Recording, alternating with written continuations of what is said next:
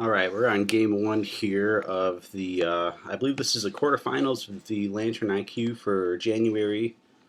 We've got Science versus the TANStar. We're a few turns in. Looks like Science is running Affinity, and we've got the TANStar on, looks like some sort of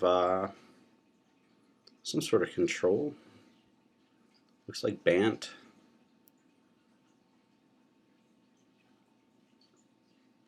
Bant something. I see Scavenging Ooze, Sword of War and Peace. A couple of different spells I've never seen. Sonic Blast played before. Void Slime I haven't seen in a while, but it's always a goodie. Looks like he's lacking a blue and a green to play that right now. He's got Geist coming in though. Geist is always a great target for swords.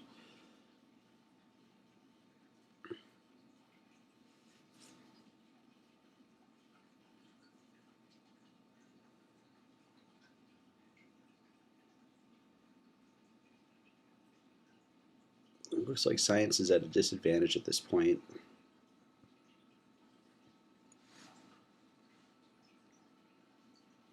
Science draws his second land. That's going to be useful for him.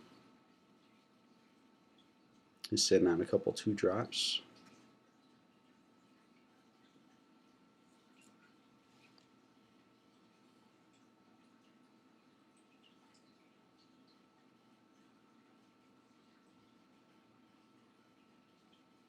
And he goes for the Ravager. The TANStar answers with a mana leak.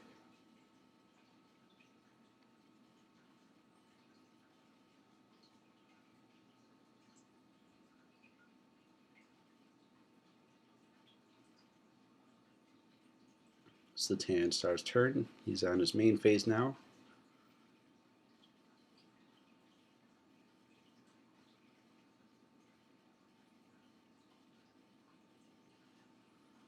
Looks like he's got a couple options and he's trying to think about how he wants to play this. I see he's got a Sejiri Step in play. I wonder if he's playing Knight of the Reliquary. Knight of the Reliquary is a white-green card. It is useful for fetching up the step in response to removal. You can give your creature protection from a color, which basically negates the removal. It's a solid play. I like it. I've been running it in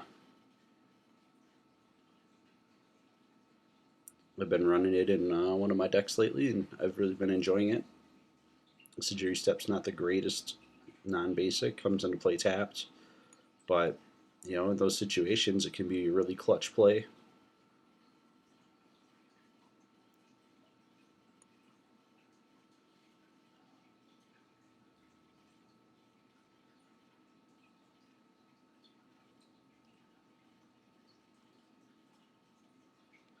The TANStar plays a Sword of War and Peace and passes the turn.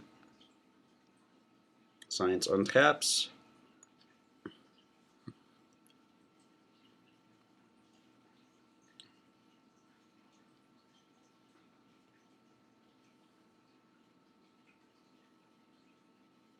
Science taps the Spring Leak Drub with the Signal Pest again, trying to get a Steel Overseer on the board. The TANStar says okay, it lands.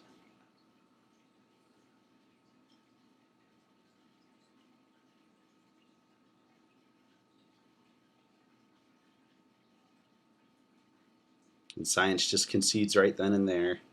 Looks like we're going to game 2. I'd like to see more of the TANStar's deck. Looks like the only spell I didn't see him play before was a Sword of I'm not sure if it was Sword of Fire and Ice or Sword of War and Peace, but I saw it had Pro Blue or Pro Red. Sorry about that, Pro Red. So it's one of the two.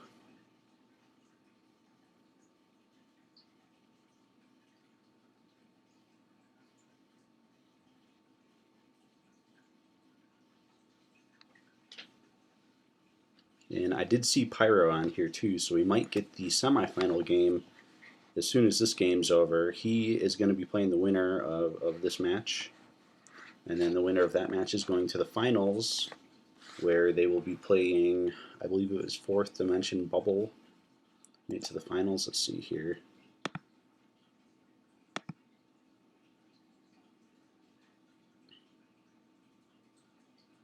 So yeah, we're seeing this match right now. Oh, LEH. So the other guy that's in there is ready to play. So we might actually get this quarterfinal match we're going to see. We might see the semifinals, and we might even get the finals tonight. So this will be a good thing to have on the stream. Looks like both players are still looking at their sideboard.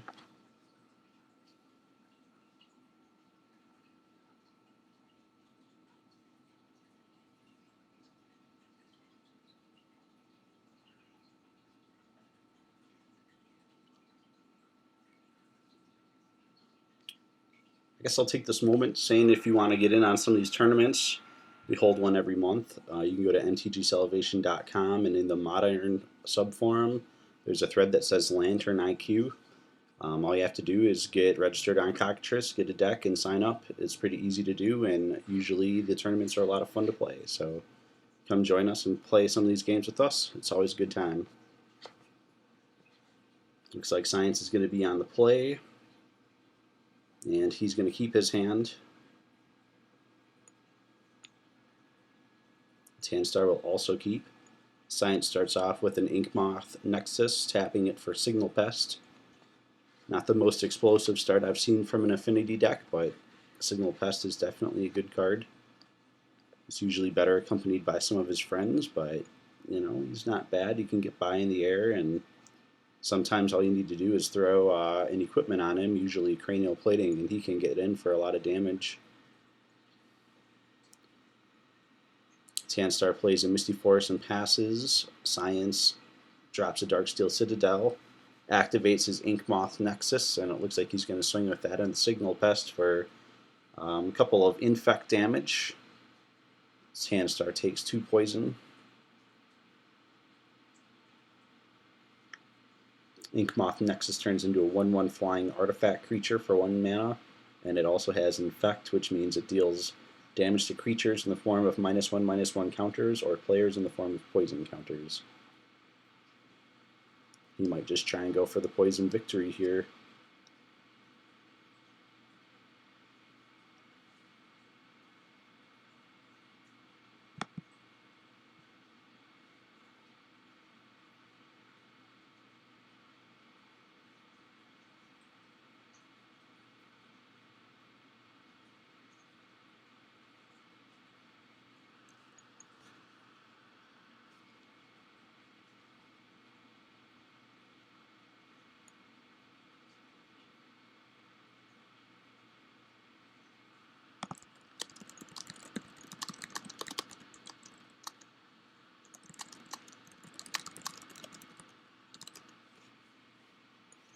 Looks like TheTanStar accidentally drew 2 cards on that last one, so he undid 1 draw. Normally, if you're playing in like a sanctioned event like a PTQ, that would be a serious infraction. I don't know if you'd get a game loss for that. You probably would. Drawing an extra card would probably get a game loss, but maybe they'd probably let you shuffle it in and just give you a warning. Probably depends on the judge. Looks like Science is tapping for Arcbound Ravager.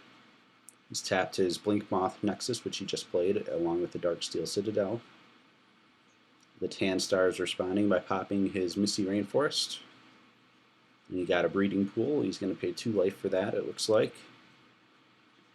And he casts a Mana Leak. The Arcbound Ravager will not resolve.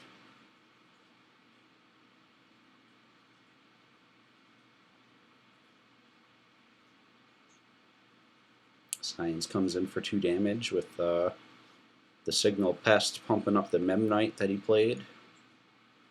That Battle Cry doing a little bit of work there, and then he finished off his turn playing a Springleaf Drum in his second main.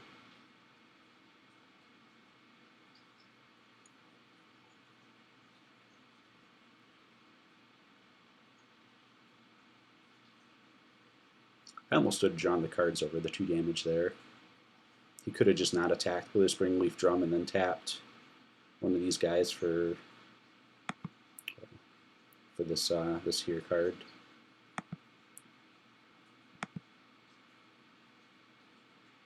I'm going to try and not talk about what's going on in the player's hands, though. That's probably bad form and a habit I need to break. The TheTanStar plays a Causali Pride Mage. After dropping a Temple Garden, he tapped the Temple Garden in the breeding pool. He just fetched 4 for the Pride Mage, and he still has a Ghost Quarter open to either use the Pride Mage or to blow up one of his man lands. So he is lower on the life total. He's got a couple poison counters, but it's not in a terrible position. Science casts the Thought Cast, tapping a Memnite in the Springleaf Drum for the blue.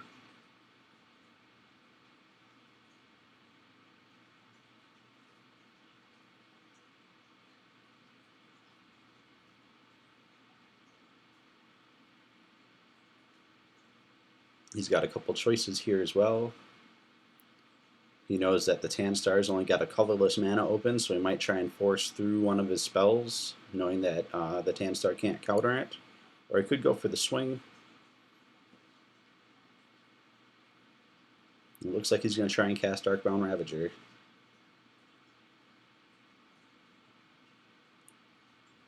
The TheTanStar says, okay, that'll resolve.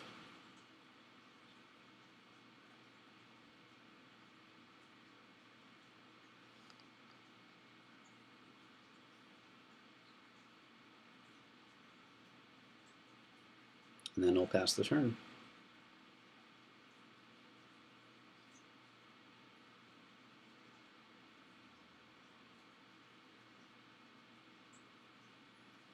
It is now the TheTanStar's main phase. He drew a card. And looks like he's got a couple options too. He's still got a Pride Mage he could swing with if he wanted to. I don't see Science chump blocking with Signal Pest or Ravager, and you can't activate the Ink Moth Nexus, so that might be a good play. You might try and keep it back too, just to have an extra blocker. And the TheTanStar plays a Sejiri Step. It's going to give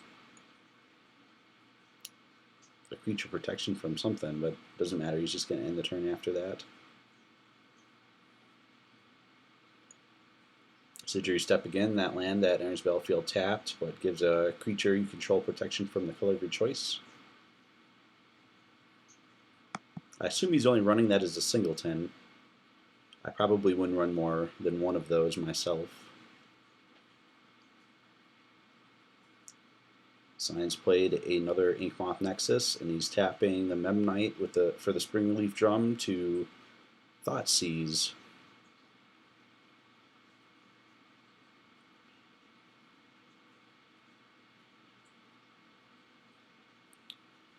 And the TheTanStar reveals his hand. He's got a Sword of War and Peace, a Knight of the Reliquary, 2 Path to Exiles, and Psionic Blast. Psionic Blast is a card that I haven't seen played by anybody before, so I'd be interested to see how that goes. It is a 3 mana blue instant removal spell that also does 2 damage to yourself, which is interesting.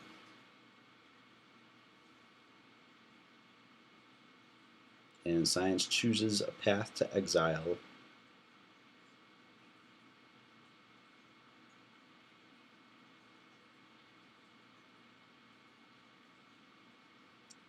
That's the power of Thoughtseize. You can pick any card from their hand. You do pay 2 life, but I mean, any non-land card. My apologies. You can't pick lands with it.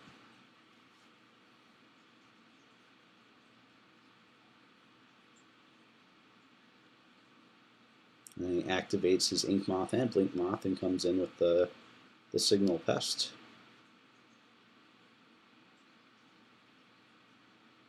And it looks like the TheTanStar is going to Ghost Quarter the Ink Moth Nexus.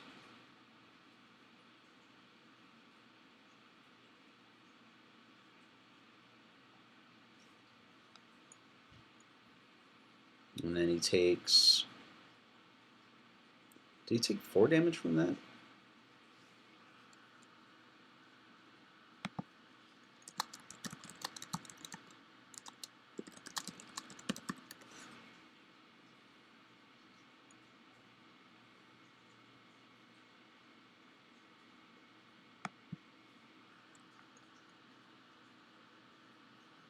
Yeah, I'm not sure why he took 4 damage for that. He should have only taken 2.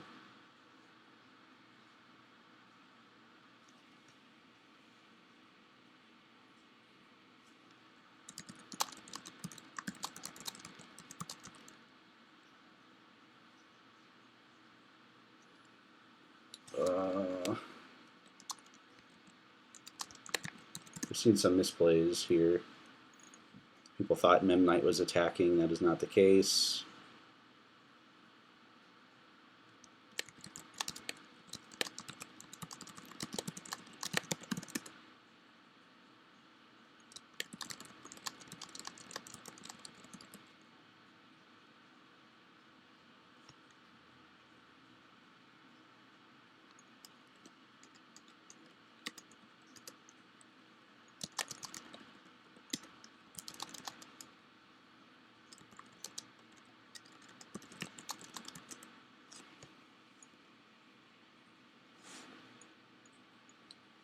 For some reason I was thinking he pathed, and I forgot that he ghost quartered, and yeah, it's just me being silly, so...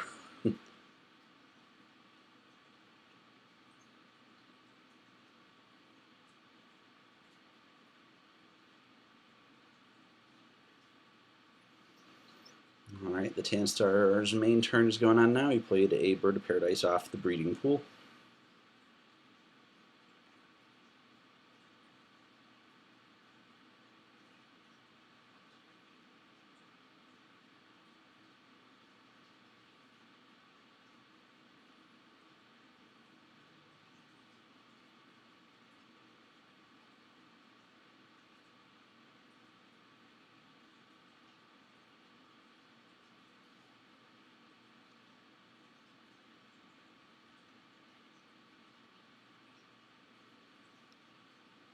Looks like he's thinking again about what he wants to do.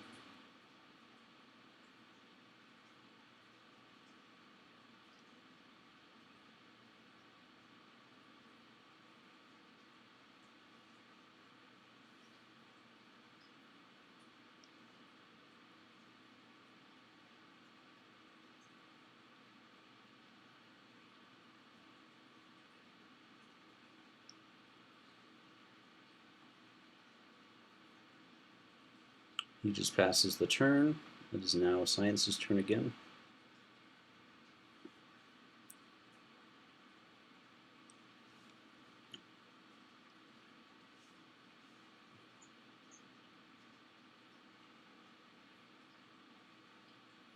I believe this is the 5th turn of this game.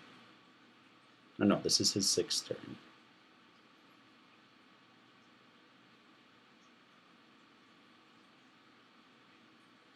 Usually Affinity wants to win in the first couple of turns. He's still not in a bad position, but generally once you get past the mid game, it gets harder for decks like this to win.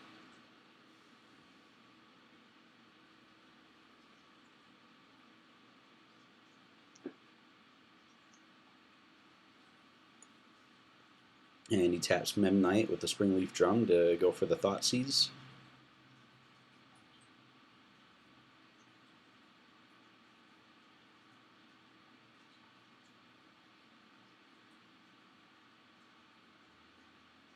The TanStar responds by casting Path to Exile, and he targets the Signal Pest with that. Science sacks the Signal Pest to Arcbound Ravager. Arcbound Ravager, of course, is a modular creature for 2 mana. He comes on the battlefield with a 1/1 counter, and you can sacrifice an artifact to put another 1/1 counter on him. And because of the modular ability, whenever he leaves the battlefield, or whenever he dies, I guess he technically has to go to the graveyard from play, you can remove those counters and put them on another artifact creature that you control. Or I guess it's just target artifact creature, so you could put it on your opponents if you wanted to. I don't know why you would, but you could.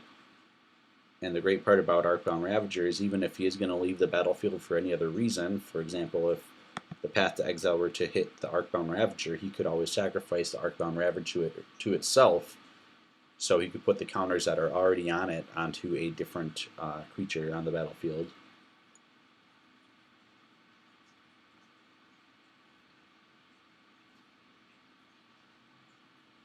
And then he taps to play a Steel Overseer and passes the turn. Steel Overseer also will help him put extra +1/+1 counters on his creatures, specifically the artifact creatures, which is just fine for this deck. So the more 1/1 counters he puts on the Arcbound Ravager from the Steel Overseer, the more modular counters, or the more +1/+1 counters he can move to another creature due to his modular ability. So it's pretty solid. Looks like he's got a little bit of time too. The TANStar's not putting much pressure on him right now. He's got 4 mana available with that Bird of Paradise.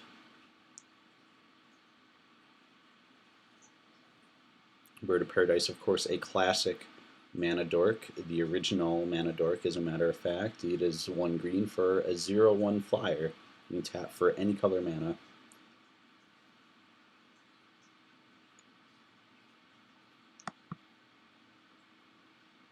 Fun fact about that card, if you have any of the ones from the Revised series, it actually says summon mana birds, where it would normally tell what the creature type was. I think it's hilarious that it actually says mana birds on it, because it's kind of my pet name for that card anyway.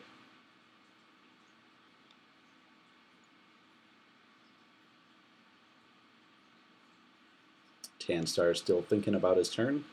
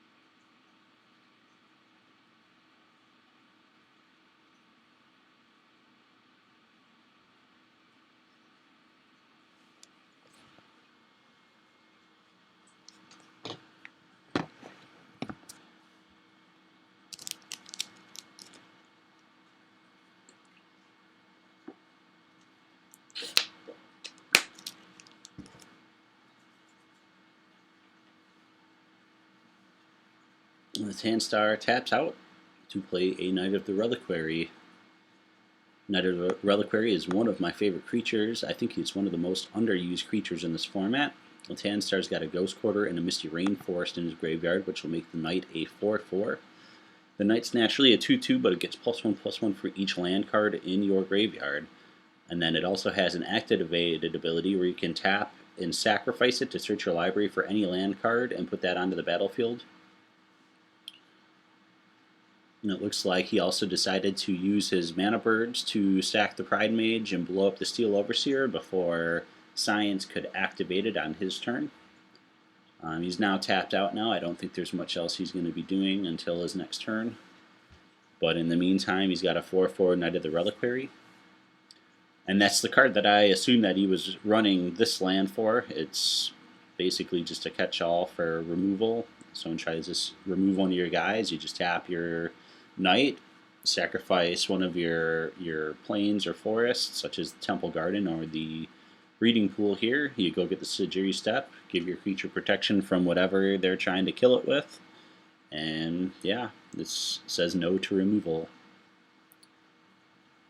I've actually made some sweet plays with that myself, so I can say that it's a very legitimate play, even though the Sejiri Step is very subpar on its own. And Science plays a Etch Champion on his turn.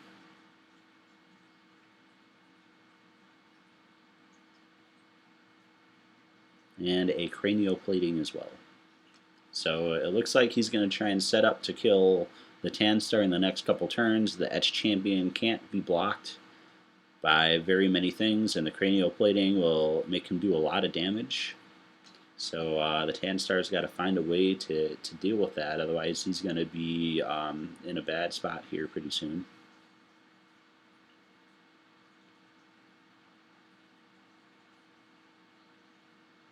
This is now the TANSTAR's main phase.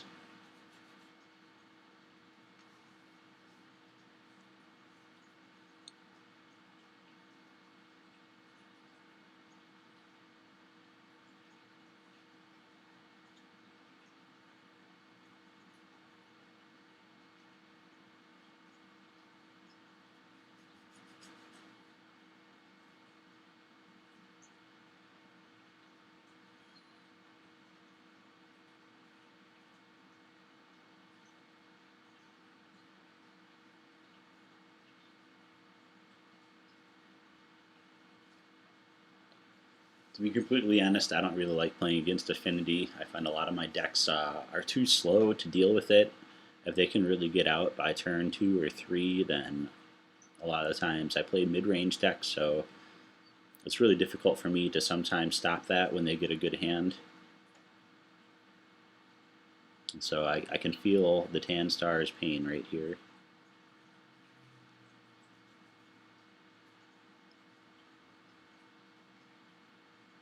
And if the TANSTAR wins the, or I'm sorry, if Science wins this, we're going to game 3.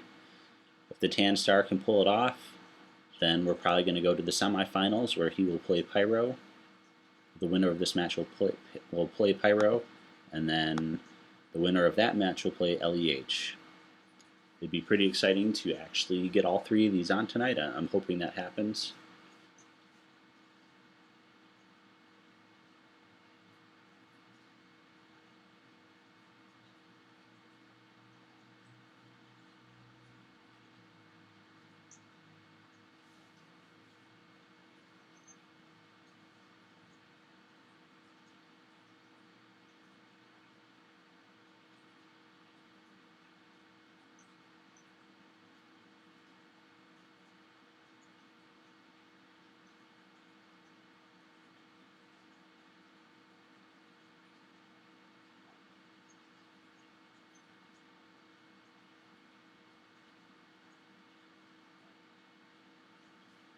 Yeah, if I were to say the TANSTAR is playing anything specific right now, I'd probably call this Bant mid-range as well. Looks similar to something that I would play. There's a few control elements in there as well. I like the deck though. I always like anything that's a little bit outside of the normal like that.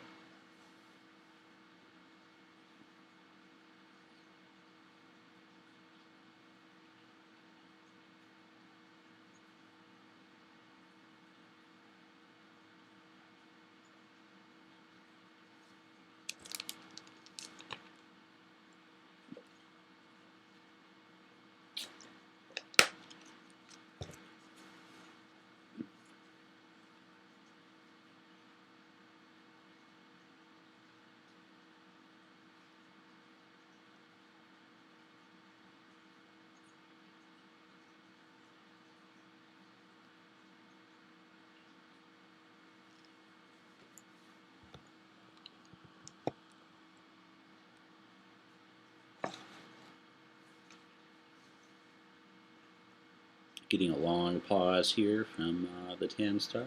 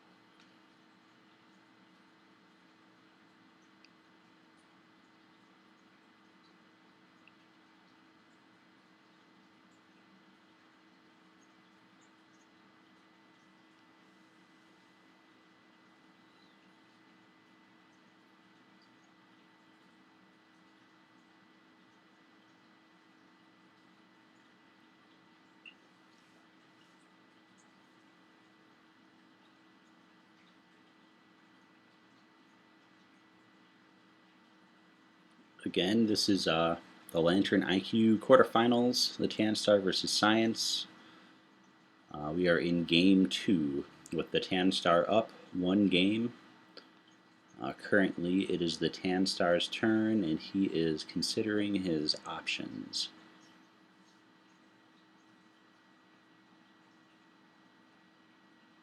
If you want to play with us next month, the signups will start the last Sunday of this month, which I believe is that today? Oh, no. Okay, it'll be a week from today. Signups for February will start, and then they'll close on the first Sunday of February, which is the 2nd. So, yeah, if you want to get in and play for the February IQ, go ahead and go to mtgsalvation.com, go to the Modern Forums, and find the thread that's called the Lantern IQ Tournaments. And all you need to do is sign up on Cockatrice, load up a modern deck, and then you can sign up in that thread, and you can play with us in these tournaments. Generally, there's a pretty good turnout for them, like around 40 or 50 or so.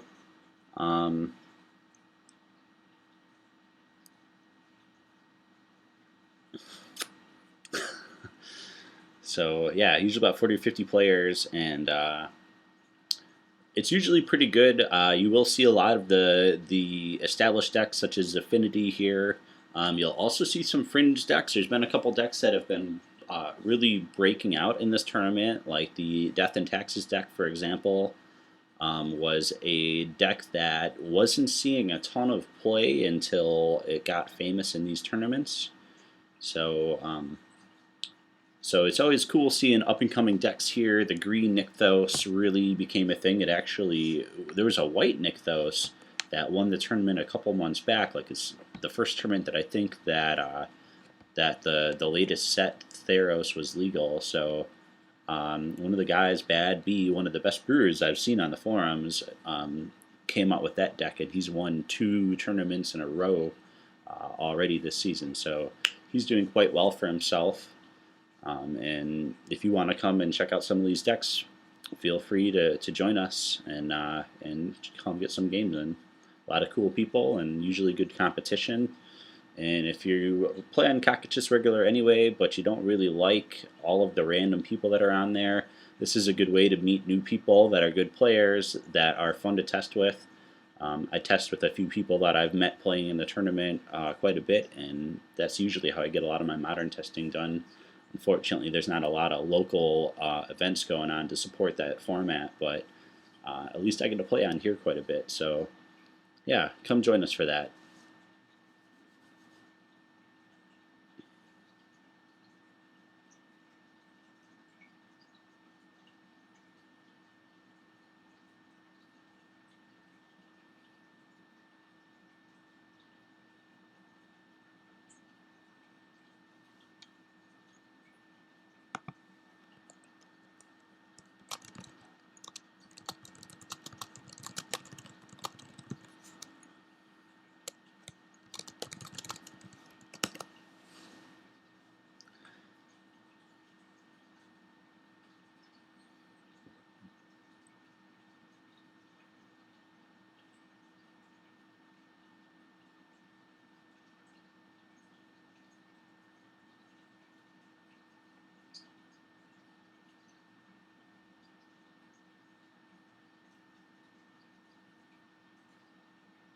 TANSTAR opts to play a Knight of the Reliquary and a Ghost Quarter, and then passes the turn.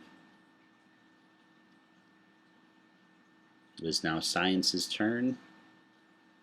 He's drawn his card for the turn. Looks like he's moving to his main phase.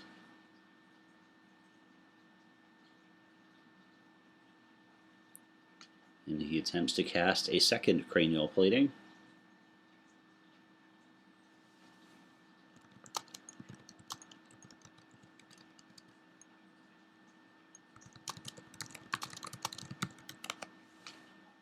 And the TANSTAR says, good game. We're going on to game 3.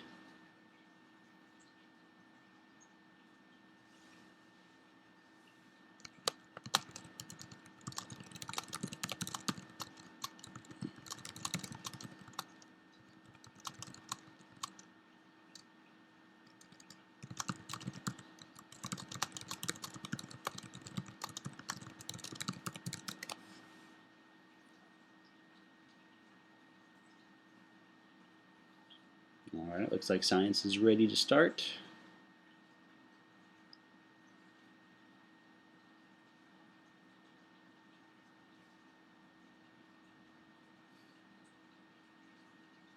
Alright, and looks like the TANStar will be on the play. He draws his initial 7 and mulls to 6. Science also draws his initial 7. The TANStar mulls to 5, and he'll keep his 5. Looks like Science will keep his 6. So we're underway. Game 3. The TANStar starts off with a Noble Hierarch and says go.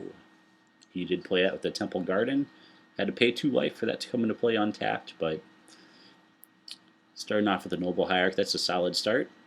Looks like Science gets an Ornithopter, an Inkmoth Nexus, and a Mox Opal out. He uses the Inkmoth to activate, or no, just to cast Signal Pest. It's now the TANStar's turn, his second turn. We're at his first main phase.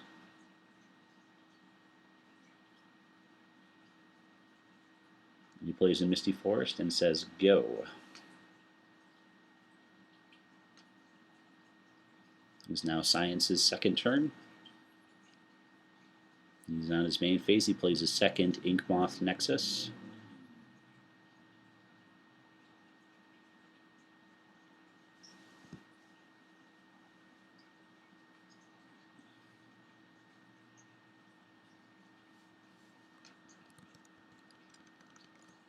He taps 2 for a Cranial Plating. The TANStar answers with a Mana Leak.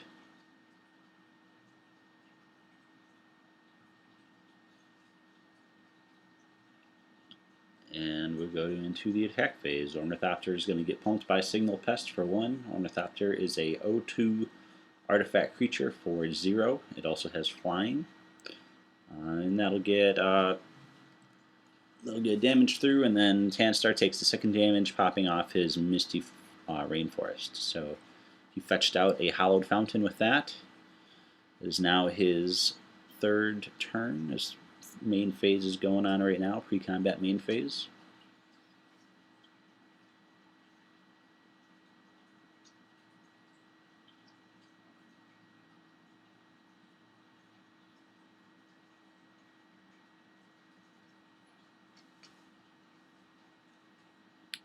He plays a Misty Rainforest, taps the Noble Hierarch and his Hallowed Fountain Temple Garden for a Sword of War and Peace.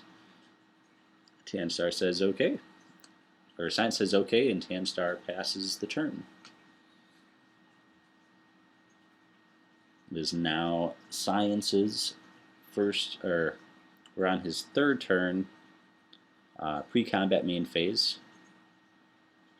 He taps 3 after playing an island to play an Etched Champion. The TANStar says okay. And now we're going to the combat step. Signal Pest has come in with Ornithopter again for 1 more damage. And then they'll pass the turn. The TANStar will pop off his Misty Rainforest and go get another land. I'm going to guess Breeding Pool, but it could be any one of the... Yep, I was right, Breeding Pool. Seemed to make sense with what he had available. It's another thing that's great about these shock lands that are 2 different types. This is a forest and an island. So with a land such as a Misty Rainforest, it'll let you search your library for a forest or an island card. You can go grab, you know, the breeding pool. You can grab the Hallowed Fountain. You can grab a Temple Garden. Looks like he just passes his turn as well.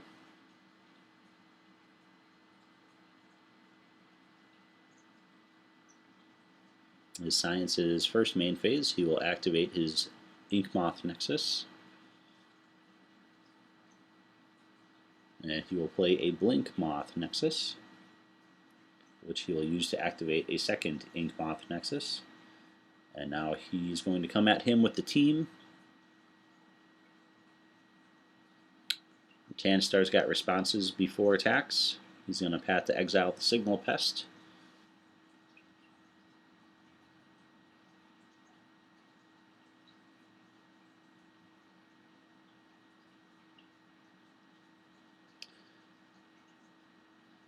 And Science will swing at him with just the 2 Ink Moths and the Etch Champion. So he'll take 2 poison damage and 2 regular damage from the Etch Champion.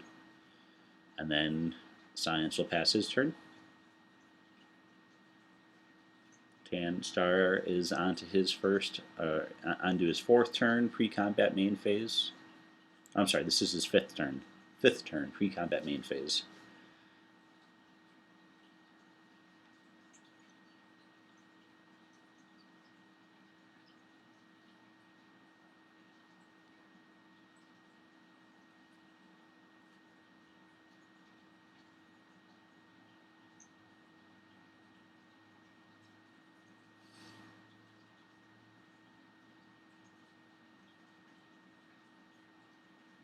TanStar taps his 3 lands.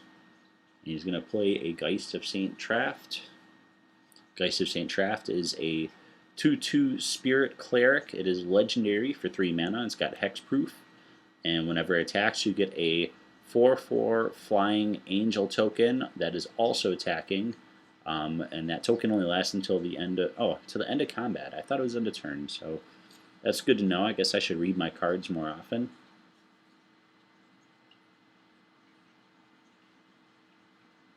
Now it's Science's main phase. He's going to tap a Ornithopter with the Springleaf Drum to activate the Ink Moth Nexus. He will drop a Mox Opal, sack his first one. Did he do something else with that there? No, it looks like he's just using his island to activate the other one.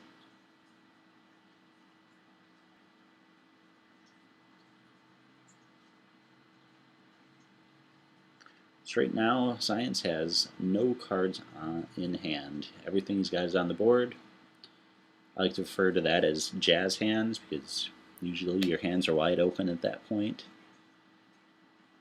Oh, I must have activated the Blink Moth. So it looks like he's coming in for 3 damage and 2 infect. The infect coming from the Ink Moth Nexuses, 3 damage from the Etch Champion, and Blink Moth Nexus. And then he'll pass the turn. TanStar has an opportunity to do something here. This is his pre-combat main phase on his 6th turn.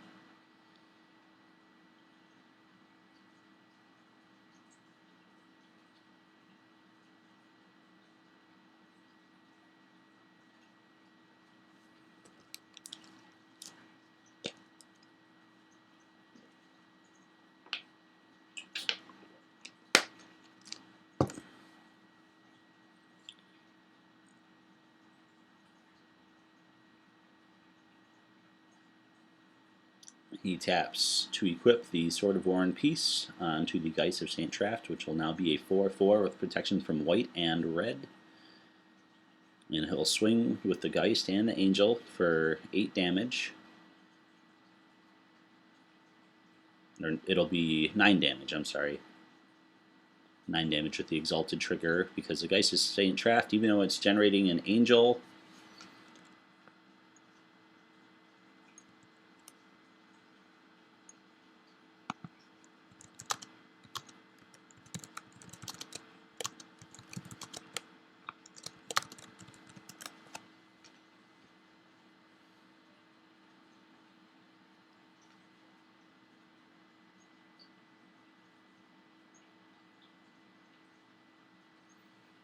alright.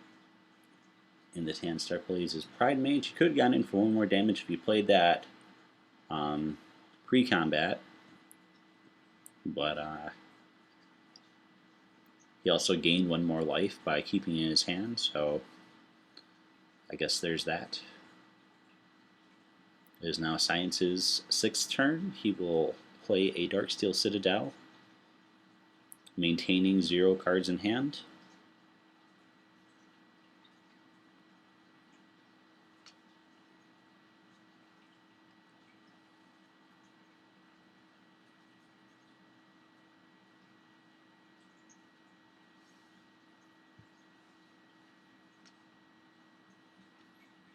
It looks like he's thinking on whether or not he wants to attack this turn.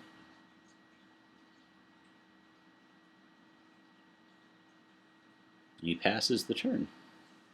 Interesting. I probably would have gone in with the Ink Moth still. Could have gotten a little bit more poison damage in there. Hold back S Champion to block, but maybe he sees something I don't. I definitely don't catch everything. It is now the TANSTAR's 7th pre-combat main phase.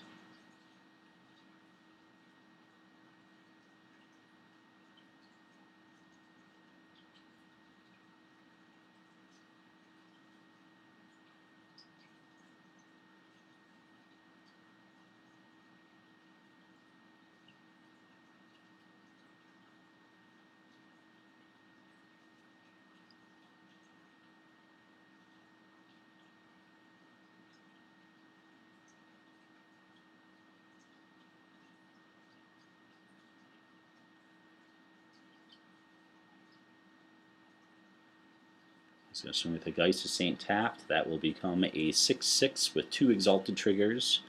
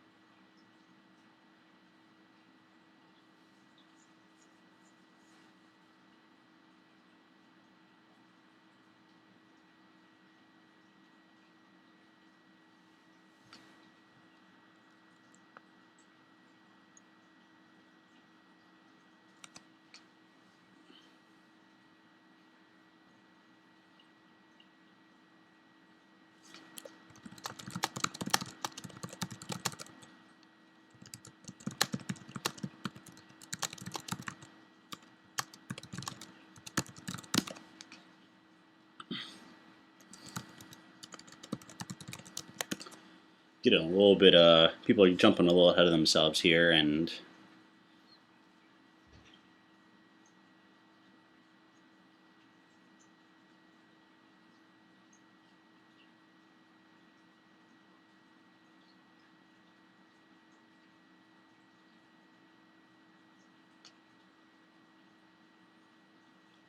people are jumping ahead of themselves and not quite making the correct choices.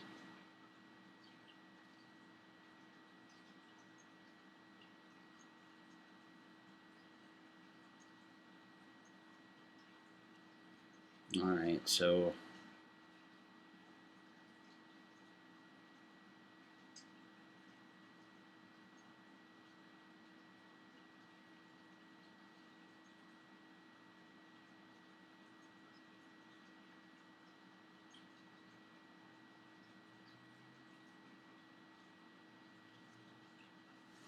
looks like the TANSTARS really wants to get rid of that Etch Champion.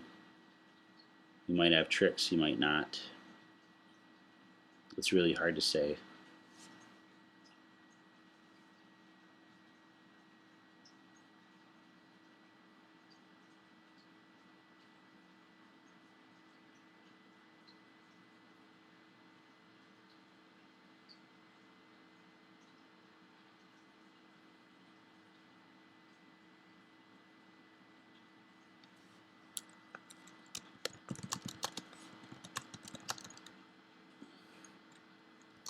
And he blocks his Geist with all of them. I don't think he realizes Geist is a 6/6 right now,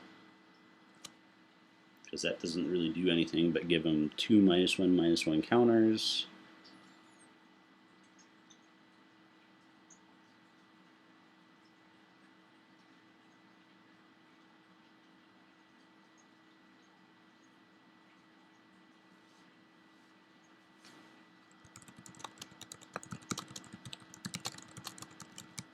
Geist is a 6/6 though. It will become a 2/2 with the infect counters, but he's going to lose all of his lands.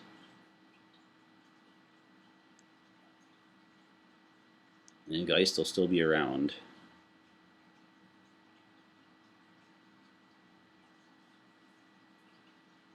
I think the TANStar is trying to figure out if he wants to activate Pride Mage or not.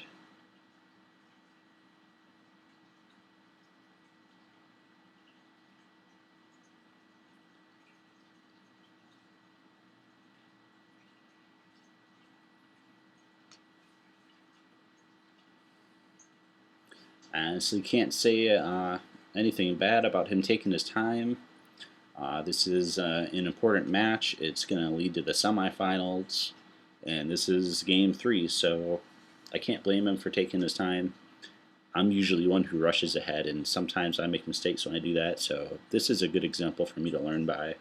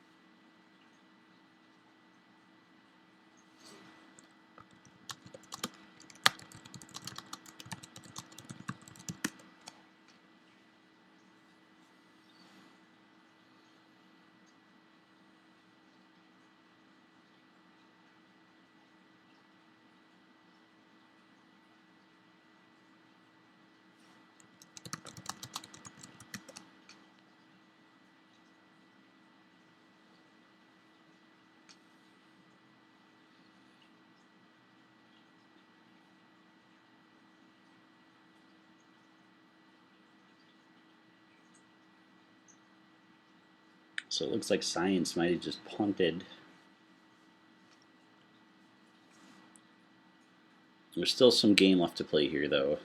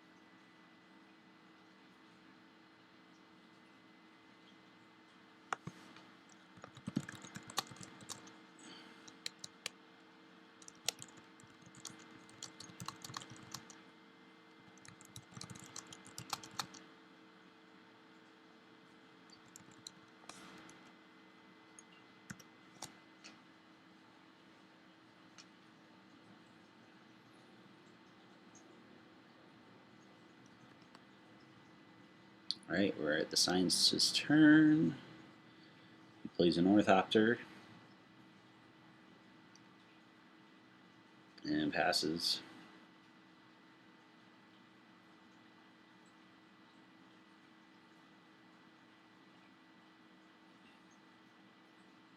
Is now TANSTAR's main phase, pre-combat main phase. I believe we are on the 7th turn now. He's going to come with Geist, who will now be a 4/4 with Exalted Triggers.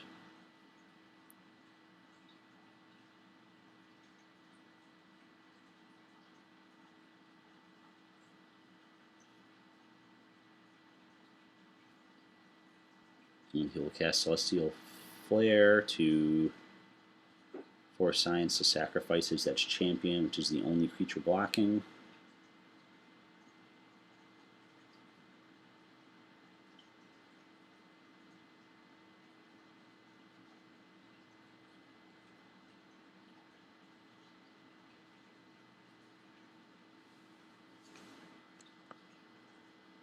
And now he's going to say something about how he didn't put an Angel into play.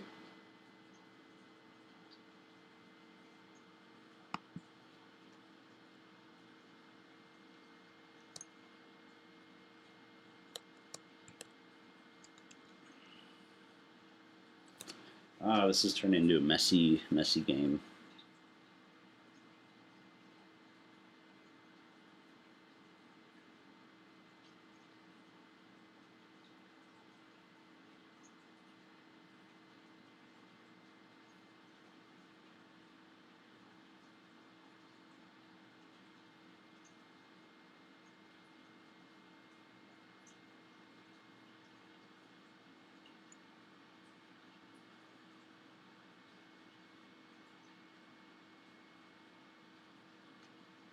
Alright, we're on to a second main phase.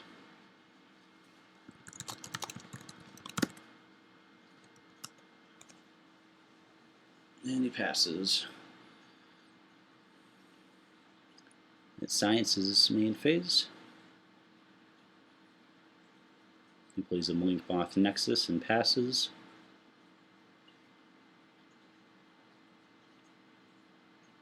It's now the TheTanStar's turn. He's on his pre-combat main phase. He's coming with Geist again.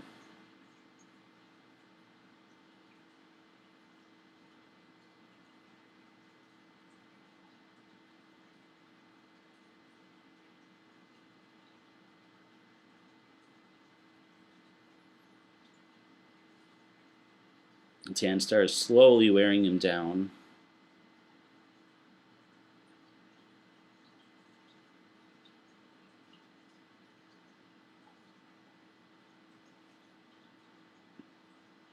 On this turn, he will blow up the Ink Moth with the Pride Mage and then Celestial Flare, forcing Science to sack the Etch Champion. Science is now down to an Ink Moth Nexus as his only threat. He's not in a good position, especially since the TheTanStar still has a Ghost Quarter untapped.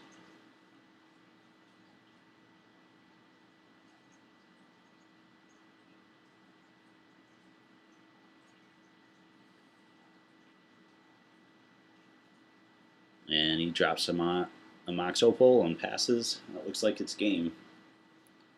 All the TheTanStar has to do is blow up his Blinkmoth Nexus with the Ghost Quarter and swing, and he should have enough damage to get there.